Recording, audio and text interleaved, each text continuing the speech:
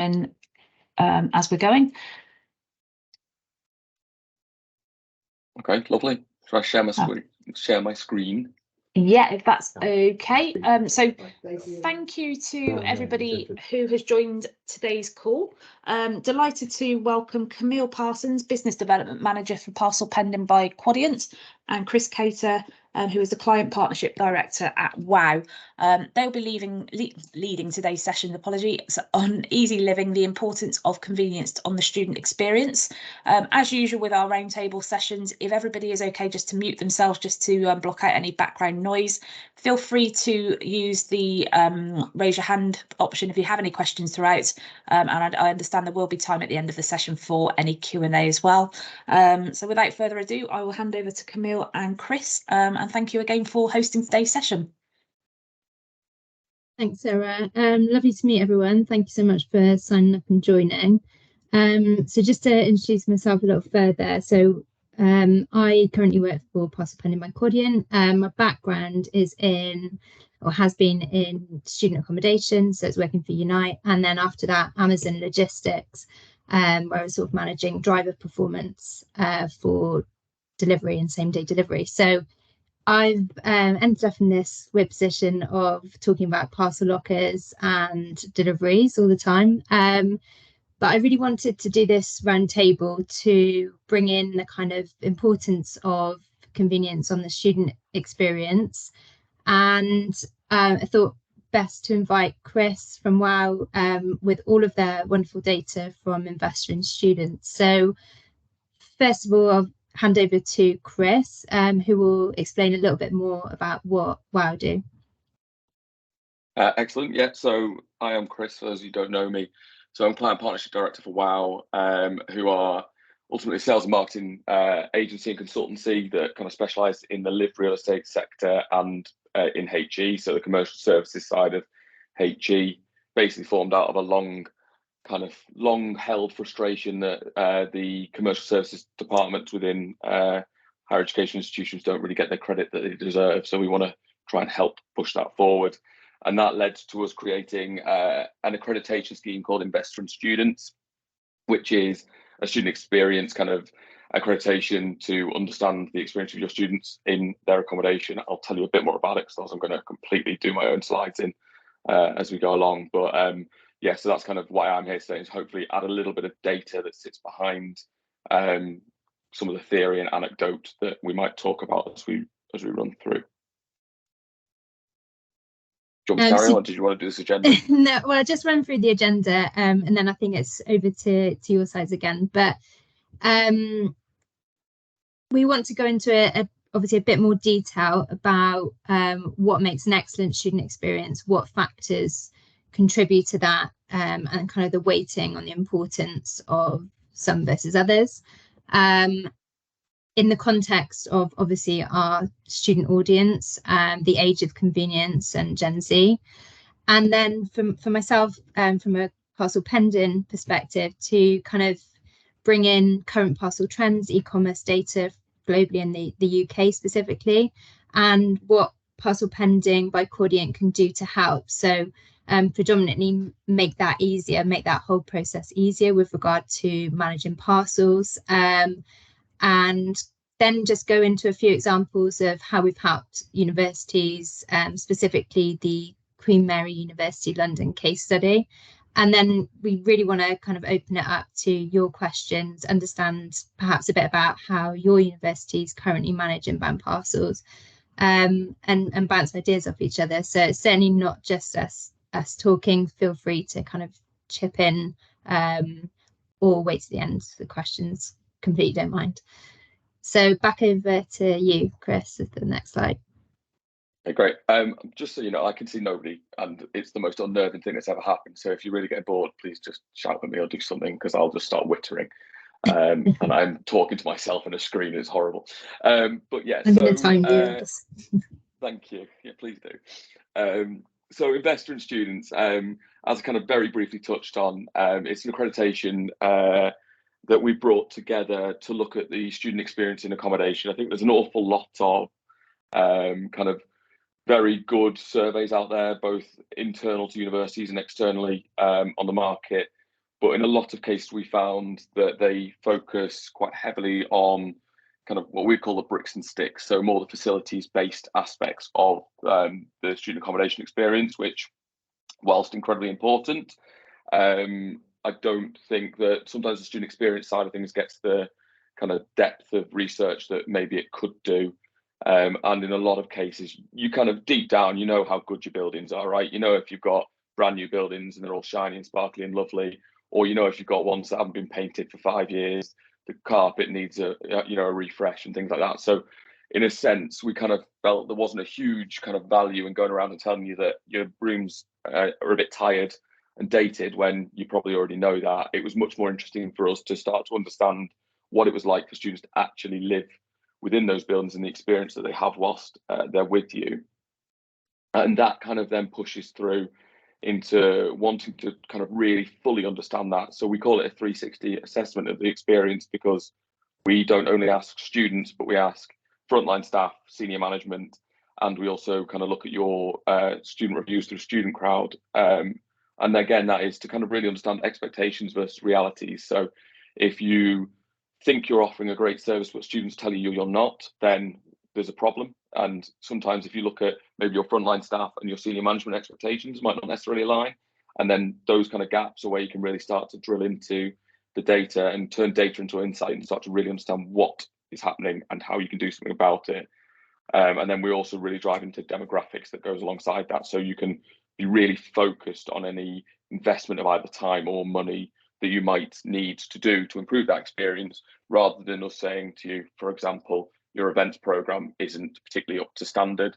We could start drilling into your events program for first year British male students isn't up to standard. And then you can start to really try and put the right investment of time and effort into improving the bits that need improving, because actually your international student events calendar might be spot on and doing a really good job. So that was kind of where it was kind of pieced together from.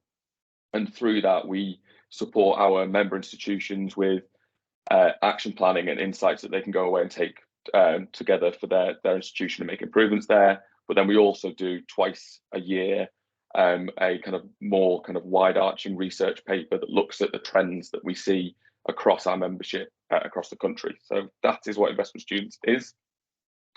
For a little bit of context in terms of the data that we're going to talk about today, that comes from 21,500 student responses.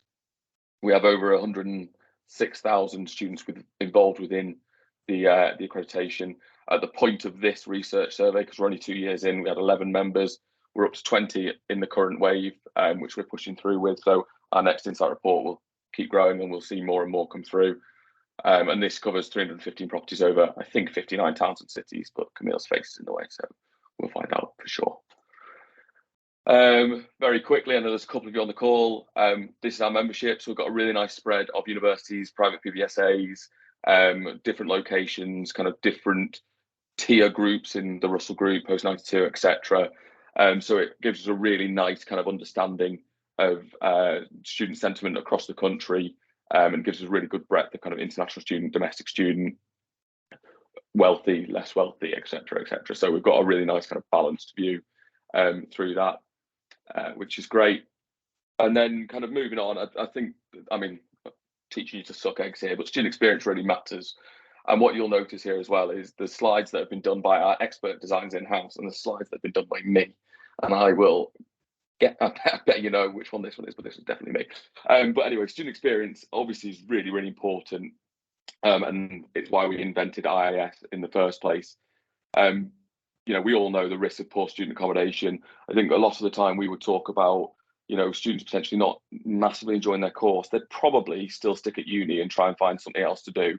If they're having a horrid time in their student accommodation, I can guarantee you they're probably going to leave and drop out, and that's them gone, because it's such an all-encompassing part of their student experience. So we really wanted to make sure we're kind of dealing with that. Then there's impact that might have university reputation, NSS scores, etc. The dropout rates obviously have financial repercussions as well. And then there's mental health of staff and students. We all know the kind of challenges faced there. And the last thing we need to be doing is kind of exacerbating that with our student experience. So we really want to kind of drive through to try and improve on all of those areas. So some of the data then, and a lot of what you'll find is I'm not going to talk directly to parcels because Camille can do that, and I'm not going to talk necessarily directly to kind of the solutions, but I think what we'll start to find through our data is there's some really key obvious themes that when you start to piece them together and look at the overall kind of accommodation experience, I think there are solutions that can be found that will have massive impact on some of these things, and we can talk about that a little bit more in depth. But this is more about some of the key headlines that we picked out of the important aspects. So the first major one that came out of our most recent insight was all about staff. So we found that of the 10 most influential questions, there's some really exciting stuff called the Pearson correlation coefficient, which I do not understand in any way, shape, or form, but I am promised that what it basically does is it compares two questions to each other, or 2 points to each other, and anything over 0.7 between those two questions would be deemed as an extremely strong correlation. So the two things go pretty much hand in hand. We then took it to another level, the royal we, as I say, not me, took it to another level, and we compared every single question in our survey against every single other question. So we could start to understand not only how does one thing affect another thing, how does one question or point compare to the whole survey, and therefore your overall experience in accommodation. And when we did that, there was 10 questions that picked up really kind of strong correlations, and the top 10 questions that did that, 8 of them were about staff and the importance of staff in accommodation. So ultimately what it meant is if you perform well in that question, you will perform well in your student experience across student accommodation across the board. And I'd say 8 out of the 10 most important ones were all staff related. And I think if you look at some of those down there, there's some really, really nice ones like accommodation staff behaved with fairness, integrity, honesty, really important things. And this is what I'm saying in the sense that this doesn't really talk to some of the solutions that Camille might talk about. However, when you start to understand how important staff are to the student experience, giving staff the ability and the means to spend more time working with students and supporting students can have a massive impact on your student experience overall. And some of those solutions that you might be able to find that would be able to do that are therefore hugely impactful to kind of your students' time within accommodation. I think the other thing to bear in mind is that shows also how important staff are. So some solutions, there's loads of tech solutions, there's loads of brilliant things you can do to improve student experience. I would please beg you not to do it at the cost of just meaning you don't have to employ as many people to do so. And then we've kind of pushed that through a little bit further. So this goes back to the more basic Pearson correlation coefficient. And this is literally question to question. So again, you can see down here, I won't read through them all, but these are some of the questions that correlated most strongly to each other across the whole accreditation. So provider values its students as people rather than numbers correlated extremely well to whenever I need advice, support, staff have been helpful and friendly. So again, it all kind of starts talking back to the importance of staff within the accommodation offer. And then within there, you can see some kind of free text that we pull through in this survey as well, that just shows that those kind of messages ring true throughout that. Then value for money. I think, again, this is a pretty good indicator of the overall experience someone's having within accommodation, because you're not likely to say it's good value for money if you're having a pretty shocking experience. So looking at this and understanding it in a little bit more detail, whilst it doesn't directly answer the kind of convenience questions we're talking about, gives a really good indication of the areas that you need to pay attention to and understand a little bit more to kind of really drive into what the right steps are to take to make students happy. So here we've got price equals value, and the reality is it doesn't. So we partnered with Student Crowd, who took all of our members' pricing, anonymized it, and pieced it together into 5 price categories. So £1 sign being the cheapest stuff, £5 signs being the most expensive stuff. And what they did within that, and that was also kind of it was benchmarked to make sure it wasn't skewed by different locations. So if you're in London, your 5-star, like £5 sign London accommodation would be your £300 a week kind of stuff, not your £150 stuff in Huddersfield, for example. So it's correlated to make sure it works properly to understand. But what this kind of started to show us is when we cross-reference those price points against NPS of, I believe my accommodation is good value for money, actually the most expensive student accommodation provided the best value for money. And I think what that then starts to demonstrate is if you deliver a service that lives up to or ideally exceeds what someone's expecting, is the value for money that they will see is therefore going to be higher. And then you can see that through in terms of the lower 3 price points being also in the main positive. So that 0 line across is the positive NPS score, all providing positive perceptions of value for money. Because again, you can be cheap and cheerful. You know, it's not saying just because it's cheap, it's poor quality. You can still offer great systems, processes. You can have incredibly friendly staff, and actually that cup of coffee that you give someone, a cup of Nescafe you give someone they leave in the morning, might be significantly above the expectations they expect. Whereas if you're not offering Starbucks for free in some of the really expensive stuff, you might be falling below that. So trying to piece that together and understand how you can make an easy place to live, a fun place to live, communicate well, engage well, and piece that through has a massive impact on the overall view that accommodation is good value for money. The really, really weak point is that £4 price band where ultimately someone's paying more than average and the service that's been delivered is not living up to expectations. That's the really dangerous point you have to avoid within that. And then this goes into a little bit more depth around that same point. So this is, I'm likely to recommend my accommodation to other students, are the bars within the price points. And you can start to see there that the most likely recommended accommodation is the expensive stuff again, with kind of the medium price point being next. And on there, we kind of looked into that in a little bit more detail across some pillars of the accreditation, which were systems and processes, experience, staff, facilities, and community. And you can see there, systems and processes have a massive kind of impact on the overall kind of score that's seen there alongside staff and experience. And that's the kind of stuff that we really need to drill into, because those are the kind of secret sauce that goes on top of all this to make sure that people kind of really have the experience that they want and they expect, and you're delivering to where they need to see that. Then kind of pushing through a little bit more, again, no surprise to anyone, but we are very much kind of smack bang in the middle of the Gen Z world. And the kind of, I suppose the kind of underriding factor that runs through the whole accreditation is there are a lot of hygiene factors within student accommodation. Facilities, cleanliness, etc. are still incredibly important, and they make still very, very vital to making sure the student experience is good, because ultimately you can only do so much if the kind of general facilities that are on offer are very poor. You know, no matter what kind of experience you put on top of that, you're really fighting an uphill battle. But those kind of experiences are now very different. So internet is the new utility. Again, no surprise to anyone, but that is as important as running water and, you know, heating to the students in Gen Z.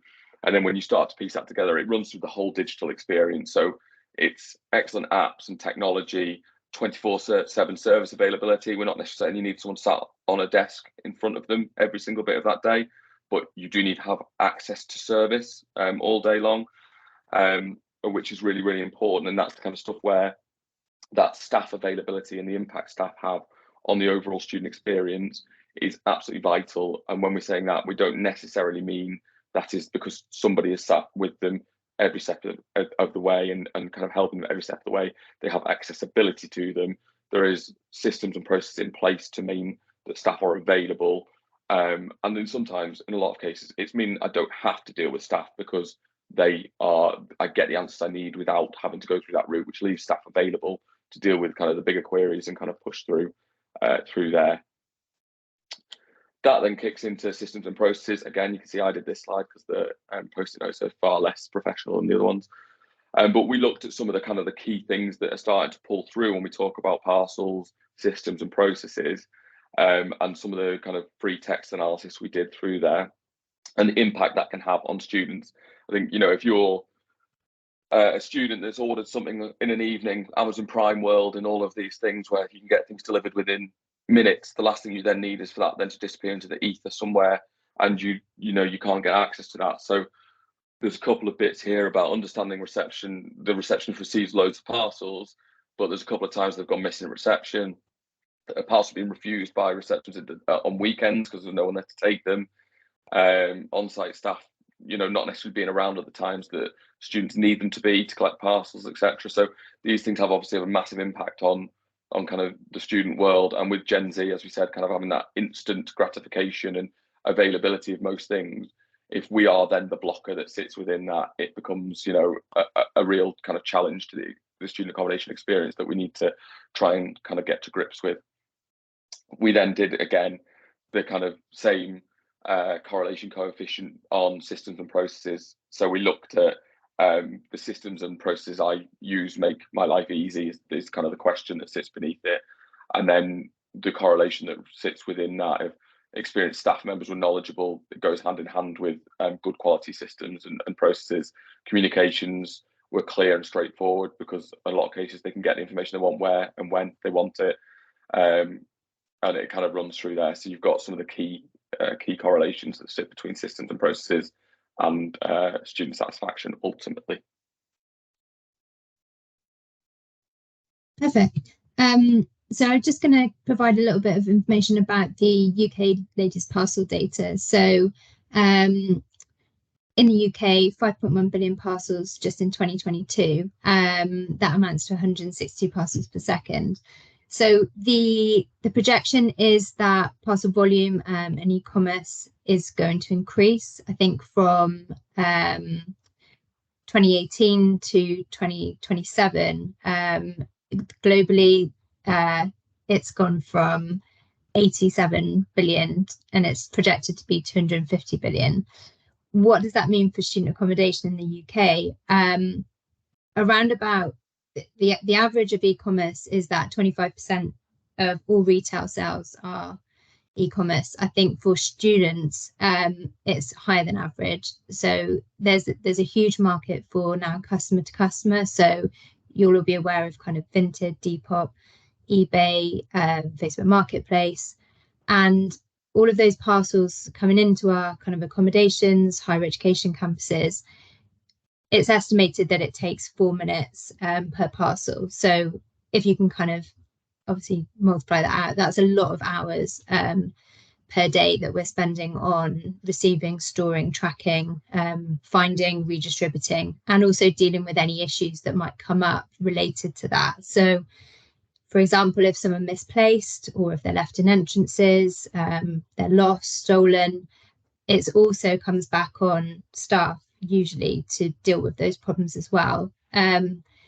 So I suppose parcels are here to stay. They're part of our kind of daily processes, and how Chris alluded to, processes have a massive impact on the student experience. But equally, if the staff are spending a significant chunk of their shift managing that, they're not then able to influence student experience in all the ways that we'd want them to. So there's also a little breakdown of the kind of parcel market share here. It would be interesting to find out from all of you listening if that's kind of representative of your universities. If you want to kind of comment in the chat, or as well, if you think if you can kind of estimate how many kind of hours your property teams or customer service teams spend on managing parcels per day. It'd be really interesting to hear from you in the chat as well. If you go on the next slide, please. So as I said, parcels are kind of here, they're very much part of daily life, and they can either provide a really good experience or bad experience if some of those things mentioned happens. Quadient produced this report earlier this year, which we went out to police and kind of had a freedom of information and got a load of parcel data on parcel theft. Majority of the time, we know that if you have a parcel stolen, you wouldn't call the police for it. So the fact that between 2022 and 23, there's over 16,000 reports to police, it shows that the actual value and volume of stolen parcels is a lot higher. So again, it's something that we don't want to impact your students and your student experience. So that's kind of where Quadient come in. We can provide a solution to help alleviate that stuff and make it a good experience, and very much part of normal daily processes. Next one. So talking about our solutions, some of you on the call will be familiar with the lockers. Quadient as a company provide both the software behind it, it's very much a tech company, but also the lockers themselves. So just to give you a visual, here's some of our kind of internal installations that we've done. The lockers are agnostic, so any delivery driver can deliver in, no matter what carrier they're working for. And students then get an instant notification because they're uploaded onto the address book, and they can then use their phone to simply collect their parcel. And what that means is you're providing an automated kind of 24-hour service where students can pick it up when it's convenient to them, as opposed when we can do it. So they're no longer restricted to office hours, for example. Just on the next one as well, we can just to show that we also do external installations. So the only difference being that there's a roof and they're weatherproofed, obviously. And you'll notice in the middle there is Queen Mary, which is one of our largest installations. I think universities would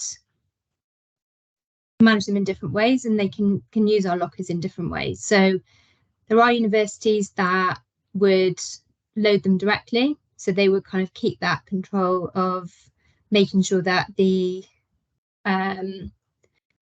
depending on where they want to place them, for example, if it was in a central post room, we, such as Bristol University, load them themselves, and then the students collect them direct from the locker. With this one that I'm going to go through in a second, Queen Mary, it's located outside, and delivery drivers deliver directly into them, and students collect them directly from them. And this just means that instead of drivers having to go around to deliver to different blocks, increasing kind of emissions and traffic on campus, they just go to one parcel location, which is central on the campus, and deliver everything first time. So there's not the issue of missed deliveries, or you have to be in during a certain time, or you have to deliver between the office hours. So for this particular example, as you can see, there's a mixture of small, medium and large compartments, so it covers the sort of vast majority of the volume. This particular site has an incredible volume of parcels. They're kind of seeing 450, 500 parcels a day. Again, the system is scalable. It can be a lot smaller than this, or it can be bigger than it. And it just has meant that their students can have 24-hour parcel pickup, and the staff actually have very little to do with it. So the whole point of kind of emphasizing the importance of your staff on the student experience is very much to say that they have all these other hundreds of tasks to do, and they can have such influence on other tasks apart from parcel management. It's not to replace one for one, it's more about using them in a better way to enhance your student experience. So if we just pop to the next one. I'm not sure if this is going to work, but there is a small video on that right hand, and it just shows it's a little bit pixelated, but it just shows the different couriers using it. And this was taken from the launch week that we launched the lockers in January.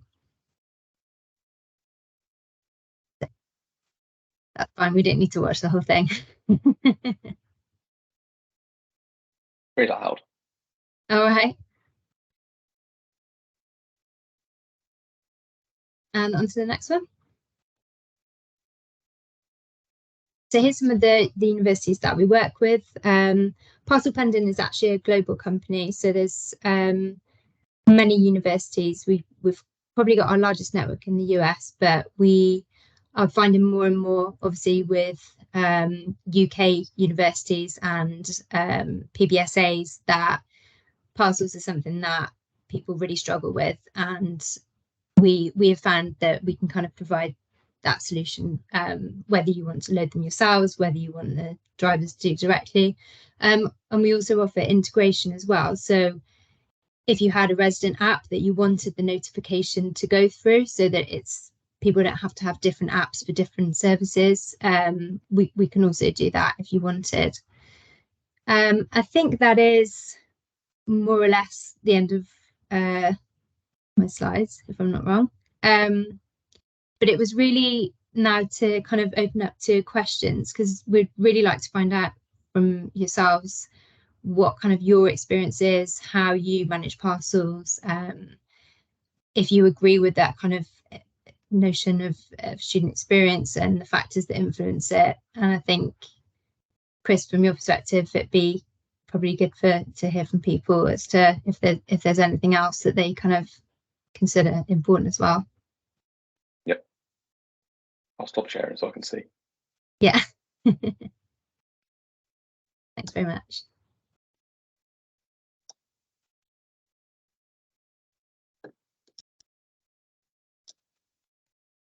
Everybody's gone quiet. I know. Just baffle them with a lot of information. I think it's fascinating, kind of the differences in sort of how the parcel lockers work, and sort of the way that you're working to kind of improve that convenience for students is fantastic. Don't know if anybody on the call uses the solution offered by Camille. Here we go. Sean has got a hand up.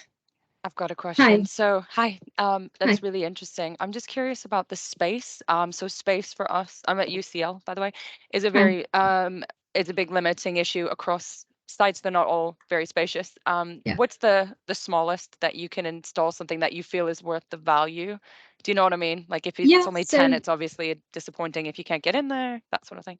Yeah, so our smallest module is 13 boxes, and that module is about 1 meter wide. So all of the modules that we offer are 1 meter wide, and whether they've got one huge box, if you wanted that, probably not, or 18 boxes, which is a combination of small, medium and large. So yeah, we would basically come on site and look whether you would prefer kind of a couple of individual, let's say you have properties perhaps not that close to each other, or whether you wanted something brand new, and you were kind of going to create a new delivery site. So you might want one larger one, which is going to be an outdoor one, or you may have an indoor space which is particularly large. But we would probably come on site and walk around with you and see kind of what makes sense. I think the most important thing is just that it's obvious and accessible for drivers. There's a turn-in space for their vans. A lot of them have these obviously big bags full of parcels, so they won't be wanting to carry them up 5 flights of stairs around the corner, you know, in a random room. I think that's going to be really difficult to get them to use directly. But if it's something that's easier than the current process, great. But if it's something that is fairly simple and accessible in general, then we can make it work. Thank you. That's really helpful. That's all right. Pleasure.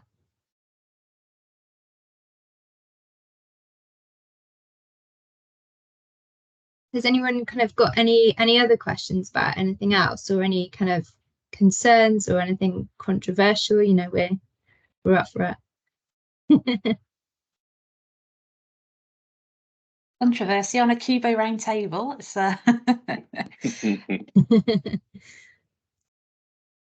only vegan in the room. like that. Evelyn. Hi. I'm from University of Northampton, and we use them, and just to say they work really, really well, because students are able to reach out to them and collect the post within their own convenience, and they really work well for us. Brilliant. Nice to hear from you. I'll ask you a question, Camille, since we're in. Go on, make it nice. So I think I'll try. Obviously, we talked a bit about the importance of staff. And I think, you know, the obvious solution that, you know, Parcel Pending can offer in terms of giving staff time back to do other things. Is there a risk, though, that by almost sending students away from reception or to another, you know, to a parcel locker that might not be that close to a staff area, do you end up just actually losing contact with some students that maybe you would otherwise have been able to speak to?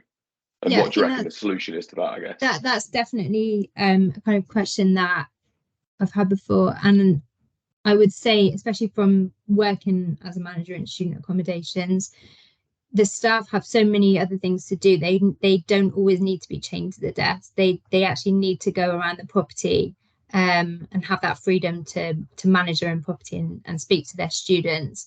That they're actually, this allows them to do that as opposed to them just being behind the desk. I think that's exactly the point. If you're taking this menial task away that can be automated, they're more present. So I've been in a situation where I've had queues of students at busy time, and the person at reception in my team has been quite flustered because they've just had delivery of parcels on the floor in front of them. They're trying to do that, they're trying to do something else, and they're trying to deal with the complaint. And if they could have some of those things taken away, they're actually going to be more present for the student. So that's definitely the aim, is that it allows people to do more of it and speak to the students in a kind of more present way.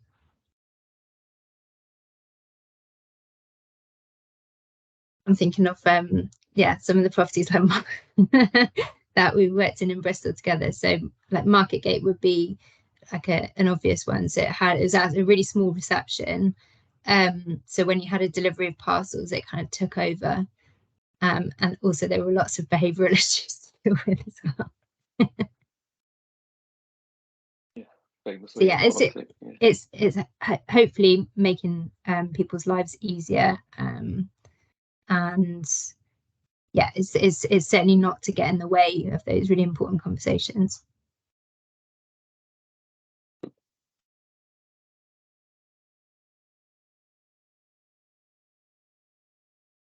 Looks like Joel's got his hand up as well. Lovely. Hi, you all right? Hi. It's just a quick question. So I'm assuming everyone who has their parcel delivered to the desk in the same boat with the delivery driver is quite happy to, shall we say, drop and run as soon as possible. Have you had any sort of feedback from the delivery companies? Obviously, for them, it's quite a lot of them are almost pay per parcel, aren't they? So it's as soon as they can get their route done and get through. Have you had any feedbacks? Obviously, if they're manually putting them into the boxes, that slows them down a bit. Have you had any feedback on that sort of thing? Is there any animosity on their side? Yeah, and complete transparency. We've had some pushback in some sites where parking can be an issue, and they'll definitely use that as an excuse to say, I don't want to get a ticket, I'm struggling to put this in. But the places that we found has worked best is where there's a consistent message from the teams in the property, where they actually don't accept the parcels and they say, this is our new delivery way of delivering in our property or our campus, and this is better for the students.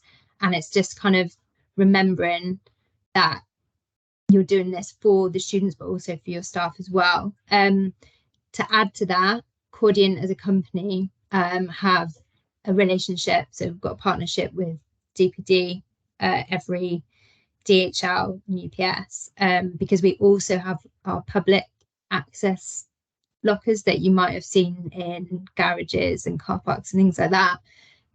So should we get specific pushback, which we can't deal with on the ground, then we can take it to a higher level. And we have done that in a couple of sites where we've actually kind of got drivers' names, and then kind of they've been dealt with at a higher level than their depot, in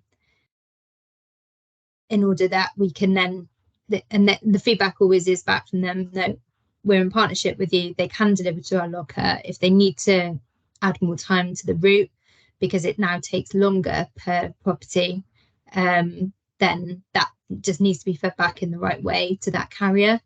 So yeah, we absolutely do sometimes have issues with that, but we well equipped to deal with it. We also have a customer success team that kind of can go into a property should there be any issue and actually speak to drivers. So it's not just put on your team to say, sorry, tough luck, deal with it yourself. We're very much able to go in and kind of put a plan in place to improve that for you. Brilliant, thank If you. that hopefully answers it. Yeah, it does. Thank you. No worries.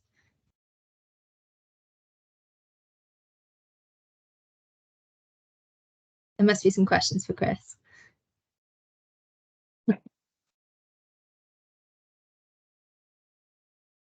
I'll throw one back to you. Were you surprised by any of the data you found? And if so, what was the kind of most surprising one, or was it as expected? I don't know if I was necessarily surprised, but I think some of the data, I think especially around value for money, I think kind of threw in some slightly challenging results that I think, with, and I'm not for only 1 second saying you should go and make all your rooms really expensive and crack on and do that, and that's going to make your students dead happy, because obviously that is not the case. But I think what it started to really prove is that if you start to really drill into the quality of service offering, that is absolutely vital. So it's not necessarily price, it's value, and there's a very distinct difference between price and value. And it's these kind of additional services that you can offer students, and if you do it well, you communicate well, and you provide that kind of really good connection with the staff, then you can provide a brilliant service, kind of almost no matter what accommodation you offer. It's almost the middle stuff where you've got a fairly standard offer with a fairly chunky price point, that is where you really start to see like apathy within the student body. So I think the main bit that was kind of maybe not against what we expected, but kind of disproved a few kind of anecdotal views that if you charge too much, students are dead unhappy. It's kind of not necessarily aligned, and I didn't talk about it in here because it's kind of not really parcel relevant, I suppose. But the other thing that was really clear within the data is, although there's a huge amount of challenge that sits for international students, they had a much better experience in general and are enjoying their time at university a lot more than domestic students. And I think it's something to really kind of drill into a little bit further as we run through, of going, understanding what's happening there. And is it because we're much better at kind of supporting international students, pick them up from the airport, got international societies, all of that kind of side of things. And we just kind of hope for the best for the domestic students or not. But there's a big kind of experience gap within that, which I think is something we haven't fully understood yet, but it's definitely something we want to kind of keep exploring, because it's interesting. Because I would have thought it was much more difficult to come over from China and have a good time than it was to move up the M1 and do the same. Yeah, that's really interesting.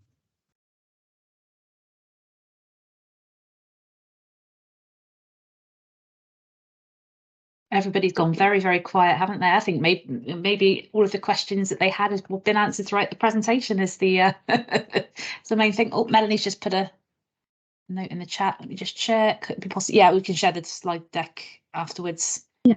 If that's okay with yourself, Camille and Chris. Yeah, absolutely. Yeah. Fantastic. Just can see somebody else is just putting a message in there as well. Oh, she has to go to another meeting. Thanks, Claire. Right. I don't think anybody else does have any other questions for you, but what we'll do after today's chat is we will make the call available for everybody to look back on. If you're able to send the slides over, either Camille or Chris, I can forward them on to everybody following the session today as well. Just thank you so much for hosting today's session. It's been really, really interesting. And we will share this with members that weren't able to attend as well. And I will pass both of your details on to everybody who has attended today's call, should they wish to get in touch and speak further about what we've discussed today. Fabulous. Brilliant. Thank you so much, everybody. Have a lovely afternoon. Thanks so much, everyone. Thanks, everyone. Take care. Bye. Cheers. Bye. Bye. Thank you. Bye. Thank you.